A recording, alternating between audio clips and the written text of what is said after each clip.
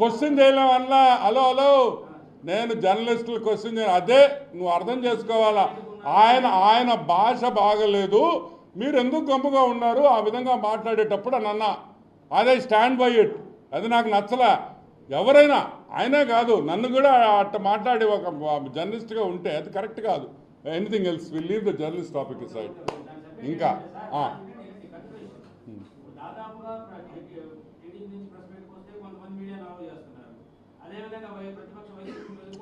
let not divert the subject. The subject, no, 1 minute. Subject is Vijay Sai Reddy. Any questions on Vijay Sai Reddy? Adagandi. శాంతి మదన్మోహన్ భార్య శాంతి 4 రోజుల క్రితం press meet పెట్టి 2016లో మదన్మోహన్ గారి divorce అయిపోయింది, అతనితో 2 పిల్లలు కన్నాము, తర్వాత 2018లో ఇంకొక వ్యక్తిని వివాహం చేసుకున్నాను, అతని ద్వారా ఒక పిల్లలు పుట్టాడు, కాబట్టి దానికి దీనికి సంబంధం లేదు, మదన్మోహన్ ఈ రోజు కూడా డబ్బు కావాలని వేధిస్తున్నాడని మీడియా ముందుకు వచ్చి స్టేట్మెంట్ ఇచ్చింది. వచ్చింది నేను చూసాను. తర్వాత మళ్ళీ ఈ రోజు అదే సమయంలో ఇంకో మాట కూడా ఈసారి నాకు తండ్రి లాంటి వాడు, ఇలాంటి అపవాదాల కింద ఆపాదించవద్దు అని చెప్పి రిక్వెస్ట్ చేసుకున్నాను. నేను చూడు చెప్పేది అదే కదా, విజయసాయి రెడ్డి మంచోడనే కదా నేను చెప్తుండేదా.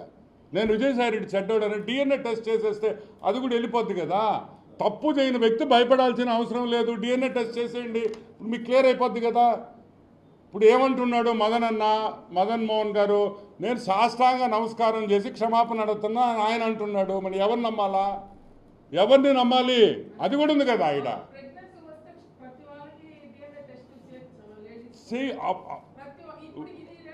నేను అనేది ఒకటే, ఇక్కడ నో ప్రెగ్నెన్సీ వచ్చిన ప్రతి మహిళకి ఎవరు డిఎన్ఏ టెస్ట్ చేయరు. ఆమె హస్బెండ్ బయటకు వచ్చి ఆమె హస్బెండ్ అడుగుతున్నాడు, నేను అడుగుతున్నా. ఇప్పుడు ఆయన డిఎన్ఏ టెస్ట్ చేస్తే ఏమి, ఎవరికి పుడితే నాకేంటి, నాకేం సంబంధం అసలు? వాళ్ళ హస్బెండ్ అడుగుతున్నారు, వాళ్ళ హస్బెండ్ అడగాల మనం. ఆయన హస్బెండ్ ఏమంటున్నాడు, ఈ బిడ్డ నా బిడ్డ కాదు అంటున్నాడు, ఇంకొకరి బిడ్డ అంటున్నాడు. అది ఏమైంది? అది ఎంపీగా ఉండే లోపల ఇది పెద్ద ఇష్యూ అయింది, లేకపోతే ఎవరు పట్టించుకోరు. అవునా కదా? ఇది సద్దుమణిపోయిండేది. Because it is a political this thing. ఇదంతా రోడ్డు మీదకి వచ్చింది కాబట్టి ఈరోజు మనం మాట్లాడుతున్నాం. లేకపోతే ఇదేమన్నా మనకు సంతోషమా? ఊళ్ళో వాళ్ళ కుటుంబాల గురించి మాట్లాడుకునేదానికి ఏమైనా అర్థం ఉందా?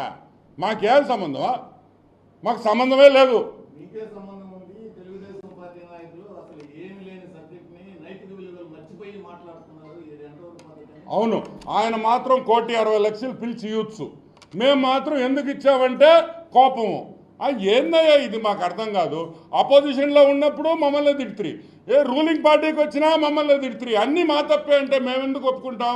మేమనేది ఒకటి, మాట్లాడింది మామూలు వ్యక్తులు కాదు.